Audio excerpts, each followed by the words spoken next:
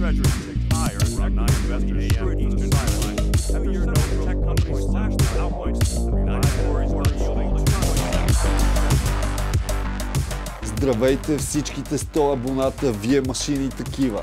Радвам се да ме видите. Уху! Последния месец се случиха интересни неща. Европейския съд отсъди против Европейската комисия и нейната шефка Урсула фон дер Лайен. Казусът е касаещ достъпа до текстови съобщения, разменяни между Урсула и изпълнителния директор по това време на Pfizer, Алберт Бурла, относно сделката за поръчка на милиард и 800 милиона ваксини на стойност 35 милиарда евро.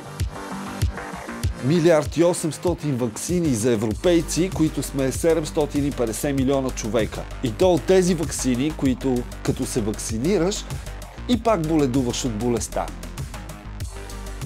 Фрау фон дер Лайен, която има толкова високо мнение за нормалния човек, че докато едно време си е въртяла дълверите с шефове на Pfizer, показваше на простолюдието как да си мият ръцете. Да, и очаква след 5 години да ходите да умирате във война с всички знаем кой. Европейската комисия е нарушила законодателството на Европейския съюз относно публичния достъп до официалните документи с отказа си да извади съобщенията и сега, когато са принудени да го направят от съда, о небеса! Те не са запазени съобщенията. Няма ги. Не са запазени. И не се знае дали ще могат да се възстановят. No shit!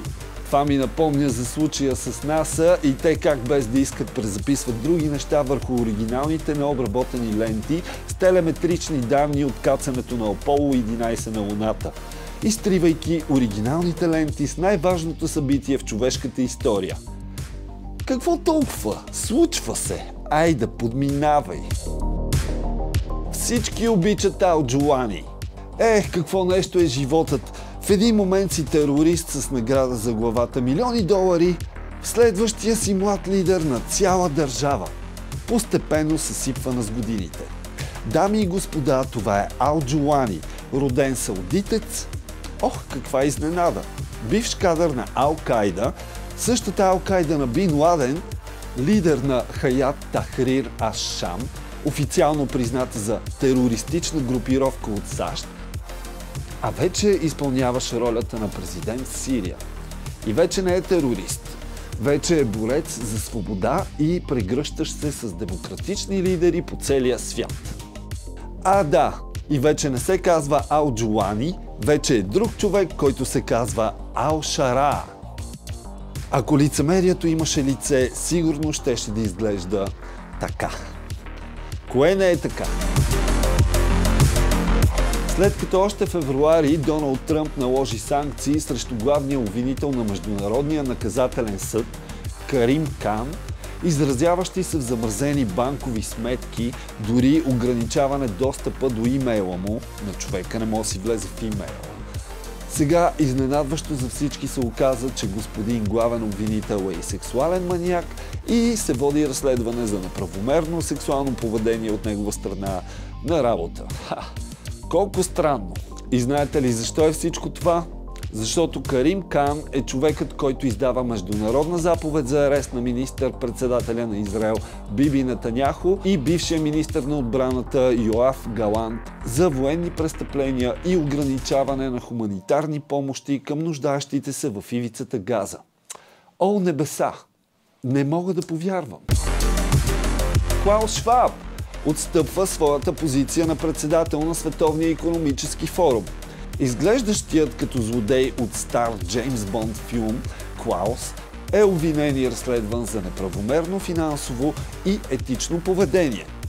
Мистер Давос, чийто баща е бил директор на нацистки завод по време на нацизма, но не е бил нацист, е обвинен в неправомерна употреба на пари на Световния икономически форум за масажи, луксозни почивки на жената и обсебване от страна на семейство Шваб на вила на Световния икономически форум с гледка към Женевското езеро. Сменя го ето този. Петър Брабек Летмат.